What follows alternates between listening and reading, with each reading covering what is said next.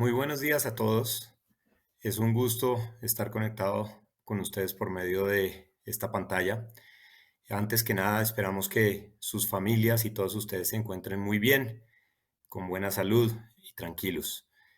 El día de hoy tenemos la oportunidad de compartir una webinar liderado por nuestro colega y economista en jefe de Scotiabank Colpatria, Sergio Larte, en donde actualizaremos un poco los entornos y charlaremos un poco de las condiciones actuales del país, globales, de los mercados económicos y el elemento geopolítico. No sé si es conocido para ustedes, nuestra organización cuenta ya con 190 años de existencia, un banco que ha determinado una estrategia de tener el mandato de ser ese banco líder en las Américas y en la cual está convirtiéndose en realidad también para nuestro país. Recientemente, en Colombia constituimos el equipo de Scotia Wealth Management en octubre pasado y por primera vez tenemos las capacidades de nuestros tres vehículos, fiduciaria Scotiabank Colpatria, Scotia Securities y la banca privada dentro de Scotiabank Colpatria. Es un gusto poder compartir con ustedes estas oportunidades, capacidades y fortalezas y esperamos hacia futuro estar cada vez más cerca de ustedes. Doy paso a Sergio, sin antes reiterar que las opiniones transmitidas durante la charla corresponden estrictamente al expositor y por lo tanto no son ni deben ser asumidas como recomendaciones individualizadas o asesoría por parte de Scotiabank Colpatria, nuestra comisionista o nuestra fiduciaria. Cada cliente, cada uno de ustedes, con el mayor gusto, deberá contactar a su asesor financiero con el propósito de recibir esta asesoría como corresponde. Sin más, adelante Sergio y gracias por acompañarnos en la mañana de hoy. Andrés, muy buenos días a todos nuestros clientes. Es un gusto estar acá con ustedes. Am, Sin más, pues comencemos y les quiero contar inicialmente las ideas centrales que creo yo que son importantes. Déjenme comenzar de afuera hacia adentro. ¿Por qué de afuera hacia adentro? Porque es que en este momento la turbulencia, como bien lo indica un poco el título de la presentación, es bastante importante. La verdad es que pasamos del coronavirus a otras situaciones geopolíticas y a los famosos cuellos de botella. Sin embargo, es bien interesante cómo los seres humanos se acostumbran a absolutamente todo. Entonces, la verdad es que el coronavirus no se ha acabado, pero ya decidimos convivir con él. Y entonces estamos en qué momento colocar las medidas que otros países han adoptado de quitarnos la mascarilla y de poder volver, digamos, de alguna manera a una normalidad como la que teníamos antes.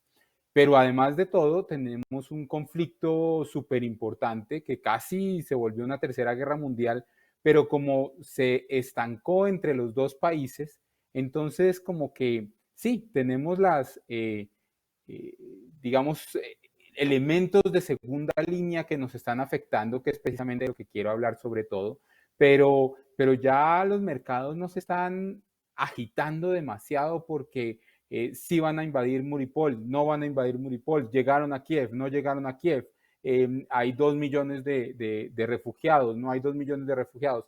Eso fue muy importante hace un par de semanas. Sin embargo, eso también está ahí. Entonces la turbulencia continúa.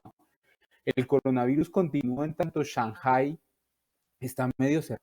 Entonces no sé si ustedes han visto esa foto de los barcos que están esperando salir y entrar de los puertos de China y eso nos va a costar. ¿En dónde nos va a costar entonces? Entonces lo primero es que nos está costando en términos de precios.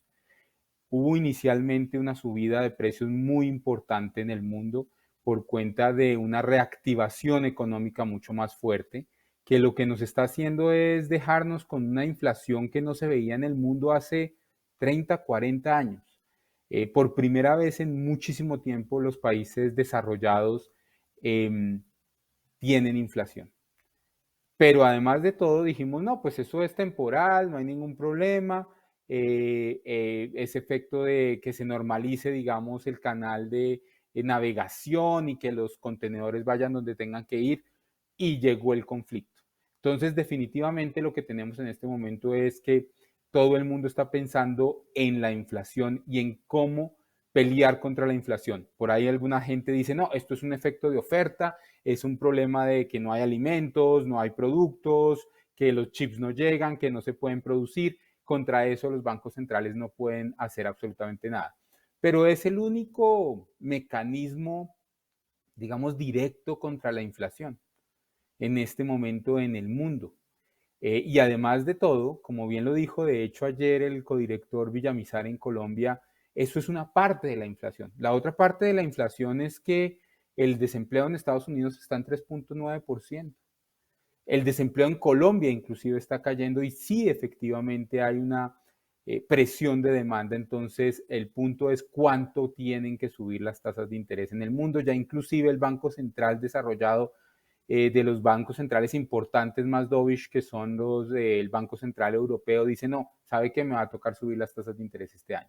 Entonces eso es bien relevante porque quiere decir que las tasas internacionales van a estar mucho más altas que antes y vamos a tener que lidiar con este problema de la inflación durante un tiempo bastante prolongado. Y mientras tanto, pues, ¿qué produce la inflación? La inflación produce que el ingreso disponible de las familias alcance para menos. Yo creo que a todos nos está pasando que vamos a hacer mercado y dice uno, pero ¿cómo es posible si la semana pasada yo vine y podía acceder a más o menos el 10% más de lo que estoy accediendo en este momento? Eso está pasando alrededor del mundo y en otras partes inclusive más grave porque como nunca habían tenido, o en el pasado reciente no habían tenido inflación como en Europa, como en Estados Unidos, a ellos les está costando mucho y los sentimientos del consumidor, lo que saca por acá Fede Desarrollo, que es más o menos lo mismo, el indicador de confianza del consumidor está mostrando que la gente ya está diciendo me va a tocar dejar de consumir lo que estaba consumiendo. Por eso hay que pelear contra la inflación. Si no, lo que vamos es a tener una cantidad de recesiones por ahí autoinfligidas, precisamente porque ya no hay plata para darle desde los gobiernos plata a todo el mundo y más bien sí cada vez más es difícil que los hogares del mundo tengan ahorros para poder seguir consumiendo como están consumiendo. Entonces ese es como el gran bottom line acá y es vamos a tener que pelear con la inflación. Sí, hay una cantidad de cosas, el coronavirus sigue, la guerra por supuesto es lamentable y tiene efectos bien importantes, especialmente en Europa, como les voy a mostrar, pero el problema en este momento se llama inflación y tasas de interés. Entonces ahí venimos a Colombia. Y en Colombia es un poco más de lo mismo con una característica más interesante y es que la respuesta de la parte real de los empresarios en Colombia ha sido muchísimo más positiva que en otros pares de la región. Y con muy poco nosotros estamos haciendo muchísimo.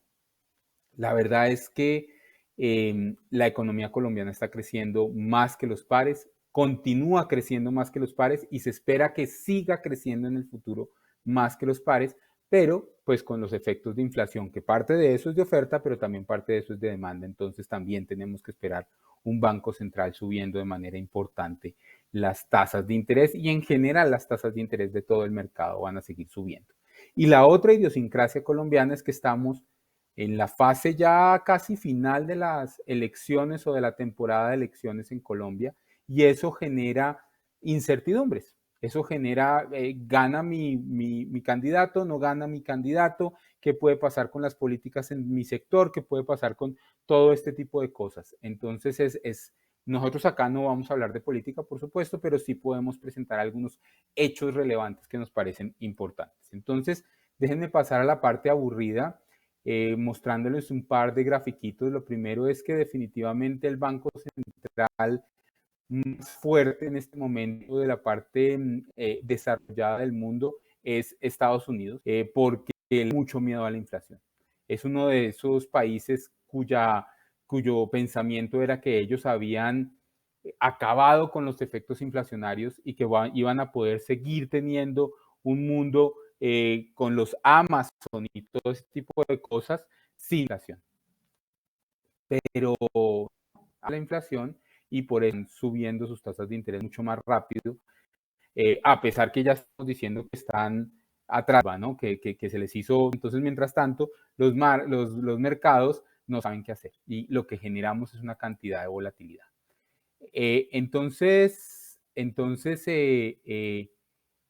Perdón, sí. Entonces, ¿qué es lo que sigue? Lo que sigue es esa subida de tasas de interés, esa inflación. ¿A quién le está costando? Por ahora, al mundo no le está costando casi nada. Si ustedes ven estas son nuestras proyecciones, pero en general están yendo hacia este sentido. Hace esta semana el Fondo Monetario Internacional nos lo dijo también. Realmente los que están sufriendo, y ahí sí es la guerra de Rusia y Ucrania, es la eurozona, porque están muy cerca y se generan muchos en Ucrania para la eurozona y el gas puesto de Rusia, mucho de más. La verdad es que las economías están creciendo. China de pronto menos, ya están reduciendo los crecimientos hacia 4 o 5 o algo de ese estilo, pero más por el coronavirus. Entonces, la subida de tasas de interés está generando una volatilidad inmensa en los mercados, pero todavía generando una importante, una disminución importante del consumo y del crecimiento en las economías. Pero, ¿por qué no? Entonces, si ustedes se fijan, la verdad, estos son la actividad económica en cada uno de los países y las líneas punteadas son el crecimiento el crecimiento de la producción de 2019. Lo que estamos viendo es que casi todas las economías del mundo ya están por encima de la prepandemia. Entonces eso es bien interesante porque quiere decir que de alguna manera las políticas y en Colombia, por ejemplo, el empresariado, el sector privado, fue capaz de llegar a salir de la recesión de manera muy, muy importante. Si ustedes se acuerdan, por allá en el año 2000 duramos 5 años saliendo de una recesión. En el 2008, pues hay gente que dice que nunca salimos de esa crisis y con el coronavirus realmente duró 1 año o 2 trimestres, si acaso. Eso es bien relevante y nos dice algo bien diferente sobre el tipo de crisis que tuvimos. Es un tipo de crisis simplemente de oferta, donde todos salimos como conjuntamente, no hubo pérdida de confianza, entonces todos nos dedicamos a producir. Pero eso tiene efectos secundarios, que es definitivamente la inflación. Y lo que pasa entonces es que los mercados comienzan y dicen, oiga, están subiendo un montón de las tasas de interés y por el otro lado, el comercio internacional está cayendo. Entonces acá hay un indicador, por ejemplo, que saca Schroders sobre qué posibilidades hay de recesión en Estados Unidos. Entonces, las ventas de camiones, eso está en rojo, pero dice que por allá en 24 meses. Los pedidas de desempleo en Estados Unidos, sí, está medio en rojo, pero son 23 meses. Entonces, lo que se ve es que si hay recesión, realmente se ve por allá en 2 años. Y de hecho, la curva de rendimientos, que la tengo por acá, la curva de rendimientos de los títulos del Tesoro americano está plana, a veces un poco invertida, a veces no, pero realmente la gente no está pensando en una super recesión. Más bien en Europa sí, pero en Estados Unidos todavía no, todavía hay dinámica. Y mientras tanto, fíjense, este slide me gusta muchísimo porque antes yo les mostraba unas curvas de cómo va el COVID, cuántas son las muertes, cuántos son los nuevos infectados. Ahora lo único que veo son diferentes headlines en las noticias donde ya, de hecho, esa famosa página donde todos veíamos de World Data, o no me acuerdo bien cómo se llama, dejó de mostrar cuánto tenemos de coronavirus. Eso lo que quiere decir es que lo que nos está trayendo es el efecto de segunda ronda, lo de China, digamos que es el único país grande que tiene todavía la política de cero COVID, pero en general ya el coronavirus no es el problema, sin decir que no tiene sus efectos secundarios y todavía tiene, digamos, turbulencia por ahí, pero ya no es lo que nos mueve, es la inflación. ¿Y de dónde la inflación? Pues porque todavía traer un contenedor a Colombia es muy caro y adicionalmente ya todos somos expertos en el comercio internacional de Rusia, ¿no? Y entonces sabemos que produce trigo y exporta urea y entonces ya sabemos que la urea es un fertilizante importante y bueno, todo este tipo de cosas y eso lo que ha hecho es que de hecho los precios de los alimentos no caigan. Estos gráficos son realmente asustadores. Esto es el índice de precios de alimentos a nivel internacional, por donde se le vea nada que bajan, nada que se estabilizan siquiera. Entonces, por ahí una inflación importada todavía la tenemos y esto todavía está bien importante, haciendo que por todas partes lo que se piense es que la inflación esté demorando un poco más. Eh, ya las expectativas de inflación que son la derecha, lo único que hacen es dar hacia arriba. Entonces eso tiene muy preocupados a los bancos centrales y les toca salir a actuar. ¿Cómo es actuar de ellos? Subiendo sus tasas de interés. No tienen sino esa posibilidad. Bueno, tienen otra, ¿no? Y es la siguiente, es que Estados Unidos, por ejemplo, en el coronavirus lo que hizo fue comenzar a comprar una cantidad de papeles al público en general del Tesoro americano, pero también privados, y eso hace que cuando un banco central compra papeles, emite base monetaria. En el caso de la Fed, emite dólares al mundo. Entonces está diciendo, no, yo voy a volver a recoger todos esos papeles. Eso es más o menos como subir aún más la tasa de interés. Eso también se va a hacer, ya lo anunciaron, y se va a hacer de manera rápida. Pero eso es la única forma que tienen ellos de atacar la inflación. Mientras tanto, en países como Colombia, por ejemplo, hacemos otras cosas. Subimos las tasas de interés, pero también subsidiamos más la gasolina, porque la verdad es que la gasolina está supremamente subsidiada en Colombia, mientras que en Estados Unidos el promedio del galón son más o menos en pesos colombianos 17, 18 mil pesos. Acá todavía está en 9.000 y pico. Tendría que estar más o menos para estar equilibrada en 13.000, 13.500 pesos, pero no la están subsidiando y adicionalmente todo el tema de los aranceles. Pero esos son temas que son muy puntuales. Lo que da a toda la economía es la subida de tasas de interés y eso seguirá siendo de esa manera. Pero mientras tanto, la verdad es que en el mundo, dado que las tasas de interés están más arriba, entonces el índice de, del dólar, que es este que se llama DXY, se está valorizando, entonces yo ya lo veo a 100, alcanzó a llegar a 89 por allá en el 2021, fíjense cómo se ha fortalecido el dólar. ¿Esto frente a qué? Sobre todo frente al euro. El euro ya lo veo yo en 1.09, solía estar en 1.15, 1.13. Esto porque pues la economía de Estados Unidos aparentemente está más fuerte, puede subir más las tasas de interés, atrae flujos de capital, pero además de todo no tiene el problema de Ucrania y Rusia directamente, entonces puede seguir creciendo, ¿no? Mientras tanto, pues la volatilidad está a la orden del día. Ahora, ¿qué podemos estar pensando nosotros entonces de los commodities que tanto nos importan, sobre todo la parte de petróleo y gas? Lo que vemos son dos cosas. Supongan que no hay guerra de Rusia y Ucrania. Pareciera que el petróleo se debe estabilizar en este momento alrededor entre 85 y 90 dólares el barril. Eso es bien importante.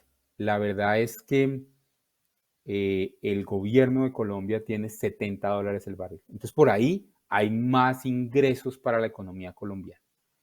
Lo mismo con el gas, lo mismo con el carbón en el corto plazo. ¿Por qué? Porque las economías siguen creciendo. Pero ahora, con la guerra de Rusia y Ucrania, se está estabilizando alrededor de 100 dólares el barril. Llegó a 120 y pico, no era sostenible eso, pero definitivamente tenemos unos commodities mucho más fuertes y eso está haciendo que las economías exportadoras de commodities lejos de Rusia y Ucrania les vaya un poco mejor. Y en eso estamos nosotros en Sudamérica. Por eso recientemente hay apreciaciones de las tasas de cambio alrededor de Sudamérica. Entonces, ¿qué tenemos en Colombia? En Colombia lo que tenemos es un PIB que impresionantemente subió muchísimo en el último trimestre del año, haciendo que el Banco de la República diga, mire, esa diferencia entre el deber ser y el ser, que antes era muy negativa, como está en la línea gris que se ve ahí a la derecha, ya deje de ser tan negativa y se vuelva a cero, ¿no? Entonces eso quiere decir que la economía no necesita de la ayuda que tenía antes con unas tasas de interés muy bajas. Acuérdense que llegaron a 1.75. Pero adicionalmente, lo que vemos es que ¿qué fue lo que lideró de alguna manera ese crecimiento en el último trimestre del año pasado? El consumo de los hogares. En la parte izquierda, la línea gris, que es como una línea recta, es la tendencia que debería tener el consumo privado si no hubiera habido COVID, sino como veníamos desde 2018, y fíjense dónde está el consumo de los hogares a finales del año pasado. 7% por encima de lo que debería ser, no de pre-COVID, no, de lo que debería ser creciendo normalmente. Entonces, esto es un consumo bastante grande que produce inflación. Por supuesto, como en el resto del mundo, la confianza del consumidor está cayendo porque la inflación ya me está generando nervios, ¿cierto? Entonces, por eso el Banco de la República decide subir sus tasas de interés. ¿Qué estamos esperando entonces para este año? Estamos esperando un consumo que comience a crecer de manera mucho más sostenible. No vemos un consumo creciendo como lo hizo el último trimestre del año pasado, que eso sea sostenible porque eso produce mucha inflación y además los ahorros no duran para toda la vida. Lo que sí vemos es que la inversión, que sí ha estado rezagada, comience a repuntar y por allá en el año 2023 comencemos a tener esa pendiente que deberíamos estar teniendo. Para eso que se necesita, por desgracia, definitivamente importar mucho más. ¿Por qué? Porque para poder hacer carreteras, para poder hacer edificios, para poder hacer ampliaciones de las plantas, se necesita mucho producto importado. Entonces vemos que el desbalance externo continuará durante un tiempo prolongado. Pero mientras tanto, esto no es mío, esto es de Radar, la consultora Radar. Eh, Fíjense en la izquierda, fíjense porfa en la línea negra. La línea negra es el consumo per cápita, el consumo por persona, quitándole los efectos de inflación para poderlo comparar en el tiempo. Fíjense que en la última medio recesión que hubo en el mundo, el, el, el consumo cayó. Acá también, la inflación sube, el consumo cae. Acá la inflación sube muchísimo, el consumo se mantiene. Entonces estamos todavía consumiendo, a pesar que definitivamente pues la inflación, sobre todo en los niveles bajos de ingreso, pues está haciendo bien relevante. Entonces eso hace que el Banco de la República tenga todavía más incentivos de subir la tasa de interés.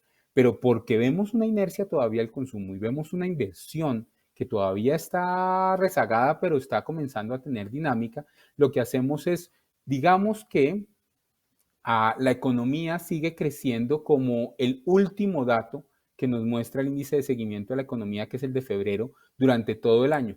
Eso llevaría a un crecimiento de 5.3% de la economía este año. Nosotros queremos ser un poco más conservadores en tanto que pensamos que la inflación al final va a desacelerar el consumo y pensamos que la economía puede crecer 4.5%, muy por encima del resto de la región, del resto de los países emergentes casi, pero precisamente porque es que nuestra recuperación fue privada. No tenemos las de las ayudas gubernamentales que se tuvieron en Chile, en Perú, no tuvimos los desembolsos de los fondos de pensiones que se tuvieron en Chile, en Perú. Acá no se tuvo nada de esto, sino que es una recuperación puramente privada y eso genera inercia e inercia bien interesante. Entonces, esa es la razón por la cual no solo nosotros, sino en general el mundo está mucho más positivo con Colombia. Y de hecho lo que podemos mostrar es que la mayoría de los sectores de la economía ya están creciendo por encima de lo que teníamos en pandemia, excepto de pronto minería y petróleo, pero en petróleo estamos haciendo una inversión extranjera directa muy importante. En carbón no, carbón es endémico que debe estar bajo. El carbón en el mundo tiene ahorita un mini boom por el tema energético, pero el carbón se va a acabar. Mientras que el resto de sectores y sobre todo los sectores terciarios, o sea, el de los servicios, están volando, diría uno, en la economía colombiana. Entonces, eso es a febrero. Pero ¿qué podemos pensar en el futuro? Entonces, lo que debemos es, miremos indicadores. ¿Qué indicadores tenemos? Una demanda de energía creciendo tranquilamente al 15% o algo de ese estilo, al 5%, perdón, o algo de ese estilo, en niveles anuales, pero más importante es el recaudo de impuestos. El recaudo de impuestos a marzo, si ustedes lo ven, está muy superior que los últimos 2 años, pero muy superior. Y eso, la única forma de que se recauden más impuestos, porque no hemos tenido reformas tributarias, es que haya más crecimiento en la economía, haya más consumo. Curiosamente, los días sin IVA se recauda más IVA que los días con IVA, porque al final nosotros es medio psicológica la cosa, pero terminamos comprando de todo. Ese día es un día de hacer mercado de bienes durables, básicamente. Entonces, terminamos pagando una cantidad de impuestos. ¿No? Entonces, pero eso lo que dice es que hay consumo y está bien. Y el desempleo, por su parte, está respondiendo de manera mucho más lenta, por supuesto, pero está respondiendo en la economía. Entonces, vemos un desempleo cayendo, una formalidad subiendo un poco, este país es supremamente informal, pero una formalidad subiendo un poco, eso dice bien del crecimiento de la economía. Sin embargo, lo que sí definitivamente tenemos es una inflación que seguramente va a terminar el año por encima del 7%, más alta que el año pasado. Y eso sí que es un problema porque puedes acelerar el crecimiento del consumo. Pero además de todo, creo yo que hay un tema bien importante y es que, fíjense, esto también lo tomé de radar, tengo que decirlo, esta idea. Cogí el IPP, que es, digamos, los precios al productor, y los comparo con el IPC. Fíjense la diferencia de crecimiento entre una aproximación a los costos de los empresarios de bienes, esto solo de bienes, no de servicios, y el IPC. Eso es porque se están comiendo una cantidad de costos, de ingreso, de aumento de costos en la parte empresarial. Entonces, una de dos, o la inflación todavía va a seguir un montón para arriba, porque eso al final se traslada, o la otra posibilidad es que haya una desaceleración de la economía. Por eso nosotros todavía no tenemos un crecimiento de 5,5%, sino un crecimiento muy bueno, alrededor de 4,5%, y adicionalmente, si pensamos que el Banco de la República debe subir sus tasas de interés. ¿Hasta dónde? Si hacemos un modelo, digamos, netamente estadístico, nos da que deberían subir por allá hasta el 9%. Sin embargo, el Banco de la República prefiere ser más gradual, ayudar a la economía de todas maneras. Entonces lo que vemos es que puede subir hasta el 8%. En este momento está en 5%. El próximo viernes, no este que viene, sino el 29 de abril, seguramente va a subir otros 100 básicos, un punto porcentual al 6%, y pensamos que puede terminar al 8%. Ahora, como lo que estamos pensando nosotros, lo que están pensando los mercados, lo que están pensando las multilaterales es que la inflación va a ceder el próximo año, seguramente tienen espacio para bajar un poco a ese nivel neutral de la tasa de interés, donde ni se le echa gasolina a la economía, pero tampoco se le restringe, que es alrededor de 5, 5,5%. Eso es, creo que lo más importante. Mientras tanto, tenemos problemas endémicos. Uno de los problemas endémicos es que tenemos un déficit de cuenta corriente muy importante, que tenemos que financiar. Antes se financiaba con inversión extranjera directa, los últimos 2 años se está financiando con deuda. Eso dejó de suceder, por fortuna, era por la pandemia. Ahora estamos esperando que la inversión extranjera directa se recupere otra vez. Se está recuperando en minería de equipo, faltan otros sectores. Mientras tanto, otro efecto que sí está sucediendo es que el crédito bancario está aumentando de manera muy importante, pero más allá de que el crédito bancario esté aumentando, es que la cartera vencida, la salud del sistema financiero, la salud de la cartera del crédito está mejorando también. Se está pidiendo más créditos y se está pagando más de lo que se pagaba antes de la pandemia, diciendo que además de todo, con la pandemia tampoco se deterioró de manera significativa el crecimiento. Entonces eso es positivo para la economía colombiana, pero tiene sus retos. El principal reto es la inflación. El otro reto es poder financiar el déficit de cuenta corriente. Y el otro gran elefante en el cuarto es unas cuentas fiscales que, si bien se han mejorado en el margen, todavía siguen siendo muy altas, y por eso nos quitaron el grado de inversión y seguramente nos vamos a demorar en recogerlo. Ahora, pues tenemos unos sucesos de corto plazo que nos hacen el favor de generarnos algo de tranquilidad, como por ejemplo el petróleo a $107 en este momento, lo veo, el Brent, que eso puede generar casi medio punto del PIB de más de ayuda fiscal, pero también lo que está haciendo es que no se esté subiendo la gasolina, entonces de pronto nos estamos gastando ese mayor ingreso eh, subsidiando la gasolina, ¿no? Entonces eso hay que tenerlo con cuidado. Y el otro grande es, bueno, de todas maneras tenemos una cantidad de retos hacia adelante, endémicos, fiscales, de sector externo. ¿Quién va a hacer esas reformas?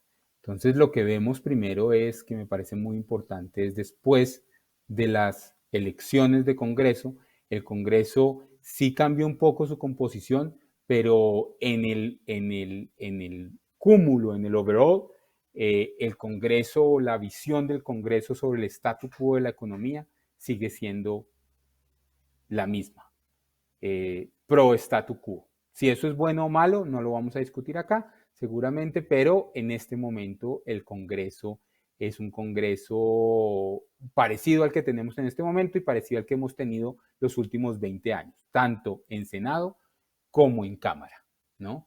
Entonces, sí, la gente que quiere cambiar, digamos, el orden de las cosas y las reglas de juego aumentó, pero no le es suficiente. Entonces, eso lo que me da es que el próximo presidente, sea de derecha, de izquierda, de centro, tiene que negociar con una cantidad de minorías. Y la mayoría de esas minorías es pro mercado, pro statu quo, ¿cierto? Entonces, ¿qué pasa con las presidenciales? Entonces, aparentemente, una segunda ronda va a ser Gustavo Petro. Definitivamente eso es lo que nos dicen las encuestas y en general. Pero lo interesante es que, independientemente de quién pase a la segunda ronda, hay un empate técnico. Entonces Gustavo Petro gana como por 12 puntos la primera ronda, pero por ejemplo, si se enfrenta contra Federico Gutiérrez, dependiendo de la encuesta, a veces Federico Gutiérrez gana, a veces Petro gana, pero por un empate técnico realmente, mientras que hay una cantidad de gente que todavía no sabe por quién va a votar, que puede hacer toda la diferencia. Pero en cambio, pasa lo mismo si es con Sergio Fajardo. Pero en cambio, pasa lo mismo si es con Rodolfo Hernández. Hay más o menos un empate técnico en todas las opciones, con más o menos una probabilidad decente de segunda ronda.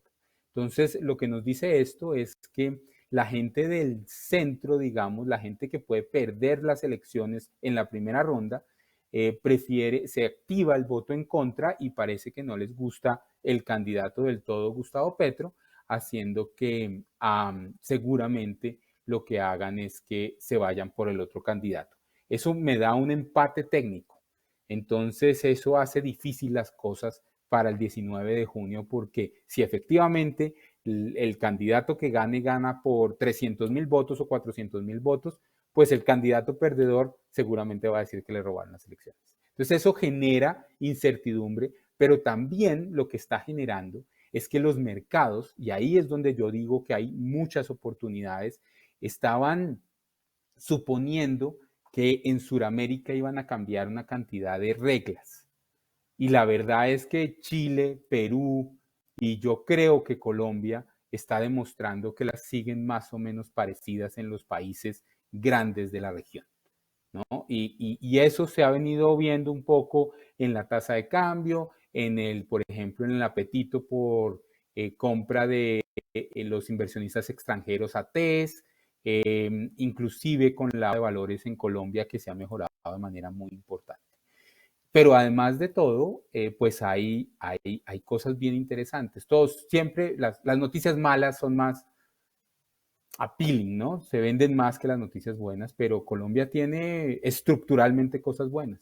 Tenemos un un robusto marco de control político, tenemos tres poderes independientes, tenemos una banca central independiente, tenemos una tasa de cambio supremamente flexible que hace su trabajo, tenemos unas reservas internacionales adecuadas y tenemos un wannabe, digamos. Nosotros queremos ser responsables fiscalmente y de hecho no hemos dejado de pagar la deuda en 130 años tranquilamente, ¿no? Entonces eso es importante. Ahora, tenemos problemas endémicos también. Entonces tenemos algo de corto plazo que es una alta inflación que hay que pelear contra ella, pero tenemos una alta informalidad, un nivel de déficit externo bien importante que tenemos que mejorar su forma de financiamiento y tenemos un alto déficit fiscal con unas brechas de educación. Entonces, acá tenemos que es importante y que es urgente. Importante y urgente es el control de la inflación. Suben tasas de interés. Contemos con eso y contemos con que las tasas de interés se van a quedar altas durante un tiempo largo peleando contra la inflación. ¿Por qué? Porque no solo importante, sino que también es urgente. Y hay otras que el próximo presidente de la República tiene que decidir qué va a enfrentar. Si una reforma laboral, si una reforma tributaria, si una, o fiscal, o si una reforma de las pensiones, lo que sea, ¿cierto? Pero hay cosas que hacer y el próximo presidente tiene que hacerlas. Lo peor que nos puede pasar es que llegue un presidente que no sea capaz de negociar con el Congreso y simplemente no pase ninguna reforma. ¿Por qué? Porque es muy importante, muy importante. Ya no es que sea importante, pero no urgente, no. Casi todo es urgente e importante, ¿no? Eso es bien relevante. Entonces, los mercados, ¿qué están haciendo? Por un lado, estaban suponiendo una tasa de interés, perdón, estaban castigando de alguna manera a Colombia con una tasa de cambio muy alta por todo el tema político y recientemente con la subida del petróleo, por supuesto, pero adicionalmente con una tranquilidad un poco más o una intranquilidad menor, la tasa de cambio se ha venido disminuyendo y ha pasado algo bien interesante. Nosotros en nuestro modelo nos hemos descachado más o menos 200 pesos con respecto a lo que estaba pasando y le estábamos diciendo, mire, esto es simplemente el riesgo político. Recientemente ese descache que tenemos se ha venido disminuyendo. De hecho, el valor de nuestro modelo dice que la tasa de cambio debería estar subiendo mientras que el observado ha venido bajando, haciendo que pase de 200 pesos a más o menos 80 pesos. Eso nos dice de alguna manera que el mundo está un poco más tranquilo desde el punto de vista político con Colombia. Lo otro es las tasas de interés. Perdón, esta gráfica es que es bajada directamente de Bloomberg, que entonces no las pudimos arreglar del todo bien, pero en el mundo las curvas de rendimiento están planas. ¿Qué quiere decir esto? Que me están prestando más o menos a la misma tasa en el corto plazo que en el largo plazo. ¿Por qué es eso? Porque lo que dice esto es a los bancos centrales les toca subir muchísimo más las tasas de interés y después o les toca bajarlas o no las pueden subir porque pueden crear una recesión en la economía. Entonces se está dando un aplanamiento de las tasas de interés, no solamente en Colombia. De hecho, en Colombia es de los menores. Colombia es el azul. Todavía tiene como una formita, pero fíjense México, fíjense Perú, fíjense Chile, totalmente plana, inclusive invertida en Chile. En Brasil, entonces, lo de las tasas de interés altas y altas por mucho tiempo es también una cosa eh, alrededor del mundo. Es un efecto de que estamos peleando todos contra la inflación y el miedo de subir demasiado las tasas de interés es que después se desacelere demasiado la economía colombiana. Entonces, de esa manera, lo que vemos rápidamente para dar espacio a un par de preguntas es que en Colombia este año podemos crecer 4, 5 o más con una convergencia hacia el PIB potencial, digamos, el deber ser, y por eso es que las tasas de interés, si la inflación vuelve a los niveles entre 2 y 4%, debería volver al 5%, 5,5%, y la economía va ahí liderada por, sobre todo, una mejora de la inversión. Pero también lo que vemos es una tasa de cambio que puede terminar el año alrededor de estos niveles. Lo que vemos es un efecto que se netea entre una caída de los commodities, porque suponemos que el efecto de Rusia y Ucrania se desvanece en el tiempo, y adicionalmente Eso depreciaría un poquito la tasa de cambio, pero los efectos de después de las elecciones, que apreciaría un poco la tasa de cambio, lo netean y pueden llegar a 3.755. Con una tasa del Banco de la República, perdón, acá se me fue mal, tenemos 8% y el próximo año entre 5 y 5,5%. Y un desempleo que todavía nada que baja a niveles de un dígito, pero fíjense que el año pasado tuvimos 13,7, lo que vemos ahora es que puede bajar a 10,8%. Entonces eso es lo que vemos. La verdad es que vemos unos momentos de la economía colombiana donde las cosas están pasando de verse muy negras a ver que Colombia se recuperó muy rápido, por un empresariado y por un sector privado muy dinámico, tiene unos márgenes institucionales bastante fuertes y ya el inversionista internacional se está dando cuenta de eso, está entrando a comprar TES, a comprar activos colombianos. Creemos nosotros que con las medidas, digamos, de diversificación de portafolio y todo, Colombia se ve relativamente bien de aquí a los próximos años. Le devuelvo la palabra a Andrés por si hay algunas preguntas. Muchísimas gracias, Sergio. Interesante siempre actualizarnos, incluso para nuestros propios equipos. Espero que a todos quienes se encuentran conectados, que ha sido un auditorio interesante en la mañana de hoy, les haya sido de utilidad la información y, por supuesto, cualquier detalle antes de pasar a la sección de preguntas, pues con gusto podríamos atenderlo directamente con el equipo de Sergio en charlas también personalizadas si así se requiere. Gracias de antemano por las preguntas. Han llegado preguntas, digamos, por diversos medios. Algunos se han animado incluso por medio de sus asesores a escalarlas y les agradecemos. Veo acá una reiterativa, Sergio, y es un tema que creo que se vuelve de nuestra discusión diaria. China se vuelve un referente, por supuesto, en todo sentido, como consumidor, como economía y también como el foco de esta pandemia y las dificultades, digamos, que ha traído la misma. Nos consultan. China está cerrando ciudades muy grandes, importantes. Eso no afectará el abastecimiento mundial y complementada con esta, pues viene la línea de la preocupación que hay en Europa por el desabastecimiento a causa de esos nuevos encierros o cierres, digamos, de las estructuras y de las ciudades en dicho país. Adicionalmente, y completo y redondeo, ¿cuánto tiempo más pueden demorar esos cuellos de botella de los insumos en el mundo? Precisamente todos los temas de fletes, de contenedores que charlamos, de los puertos específicamente también en una economía como la oriental. Entonces, un poco dándole color y agrupando algunas de las preguntas que nos plantean. No, es súper interesante y creo que es una de las preguntas importantes que hay que hacer. Entonces, comencemos antes de hacer futurología, que es bien difícil, digamos, en estos momentos, pero antes de hacer futurología, ¿qué está sucediendo? ¿Cuáles son los hechos estilizados? El hecho estilizado es que definitivamente el único país que tiene una política de cero COVID es China. Entonces es capaz de cerrar la mitad de Shanghai. Eso en este momento es una medida bien interesante, pero por supuesto que genera efectos de segunda ronda y el desabastecimiento continúa. No en vano, cuando vamos a comprar un carro en este momento nos dicen, claro, con el mayor de los gustos, en 2 años se lo entregamos, independientemente del carro, ¿no? Y eso pasa con muchas cosas, digamos, de bienes durables, porque el desabastecimiento no es solo de alimentos, no es solo Rusia y Ucrania, el desabastecimiento es en todas partes. Entonces eso lo que puede hacer es dos cosas, o tres, que yo creo que la tercera es la que va a suceder.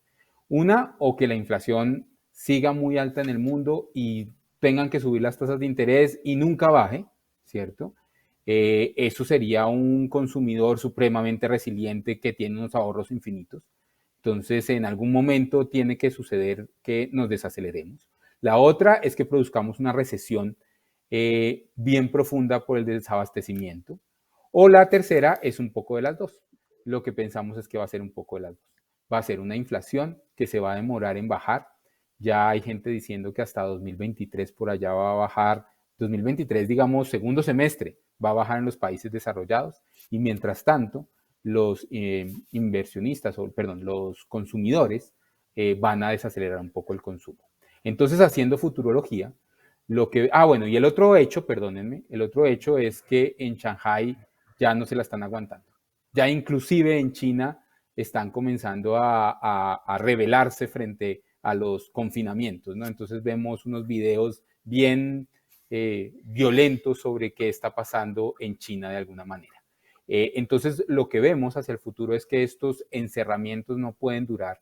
Seguramente a China le va a tocar por presión convivir con el coronavirus de alguna manera y le tocará abrir sus puertos otra vez. Mientras eso pasa, definitivamente los contenedores van a seguir caros, los alimentos van a seguir caros y vamos a tener ese efecto de inflación de oferta por más tiempo. ¿Hasta cuándo? Todo este año.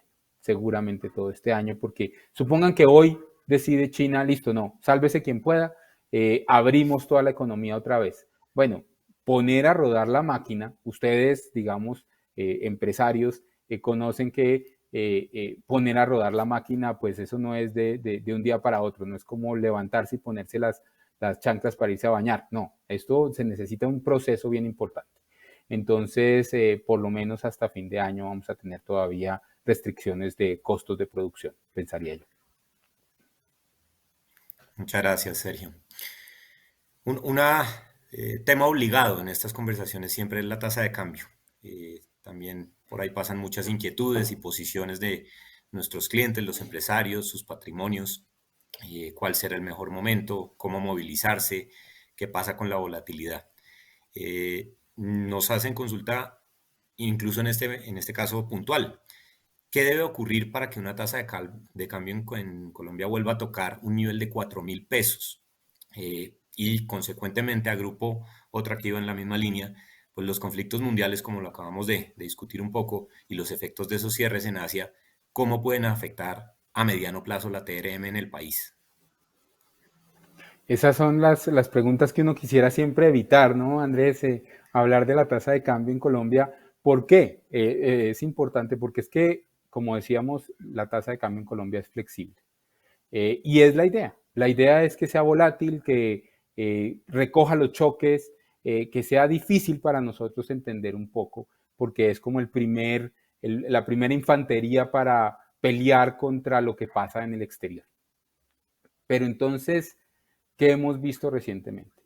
Vimos que el precio del petróleo definitivamente se volvió a activar en términos de la correlación con la tasa de cambio en Colombia. Y vemos que aparentemente el petróleo se va a quedar por encima de 80, $85 el barril durante todo el año. Entonces eso ayuda. Entonces supongan que nada más pasa, todos volvemos como al miedo del último trimestre del año pasado, pero el petróleo continúa entre 85 y $90 el barril, la tasa de cambio debería ser 3.900, algo de ese estilo. El efecto de los conflictos internacionales tiene un efecto mixto en la tasa de cambio, donde pensamos que al final es de alguna manera neutral. Por una parte, los commodities siguen altos, entonces eso nos ayuda a nosotros, pero por otra parte, esos inversionistas que manejan riesgo les da mucho susto y se quedan quietos. Entonces, una cosa puede compensar la otra. A los países exportadores de commodities, a los países que son importadores de commodities, creo que es una combinación letal. Los países en desarrollo que no exporten como India, Chile, bueno, Chile con el cobre, perdón, pero importa petróleo. Esos países seguramente se pueden depreciar muchísimo. Nosotros no tanto, pero ¿qué debe pasar entonces para que nos estresemos otra vez?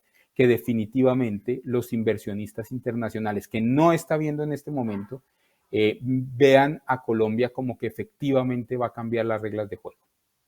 O bueno, o que haya una tercera guerra mundial. Bueno, eso es otra cosa, porque entonces allá yo ya no sé si aprietan el botón o no aprietan el botón, en cuyo caso pues ya la tasa de cambio dejaría de ser importante. Pero no siendo apocalíptico, ¿cierto? creo yo que lo que tenemos que pensar es que la tasa de cambio va a 4.000 pesos, ya no por temas internacionales, sino por temas idiosincráticos. Y el tema idiosincrático es pensar que vamos a cambiar de manera estructural las reglas de juego en Colombia. Por fortuna para los que están de alguna manera indexados a la tasa de cambio, ese miedo inversionista se está desvaneciendo. Lo que pasa en Perú, lo que pasa en Chile un poco, está haciendo que se piense que en Colombia, independientemente de quién sea el próximo presidente de Colombia, no haya un cambio estructural de reglas de juego que haga que podamos seguir jugando el mismo tablero de ajedrez con las mismas fichitas y con las mismas reglas y que no nos cambien a parqués, ¿cierto? Entonces eso me parece que es importante. Pero ¿qué debe pasar? A menos que sea un efecto ahí de tercera guerra mundial, de recesión mundial, de todo ese tipo de cosas que por ahora no se ve, creo que es un tema idiosincrático. Muchas gracias, Sergio. Hay algunas preguntas más, pero por temas de tiempo creo que nos va a tocar dejarlas apuntadas. Con el mayor gusto las atenderemos y les enviaremos las respuestas y compartiremos con ustedes, por supuesto, el material. De la misma manera, queremos compartirles a todos que esta conversación quedará disponible para que sea visualizada posteriormente por ustedes o por personas interesadas en conocer este, esta información. Y pues nuevamente ha sido un gusto tenerlos en la mañana de hoy. Esperamos que el resto del día sea exitoso y el resto de la semana. Siempre disponibles desde nuestros equipos para acompañarlos, atenderlos y asesorarlos. Y pues un saludo. Muchísimas gracias. Gracias.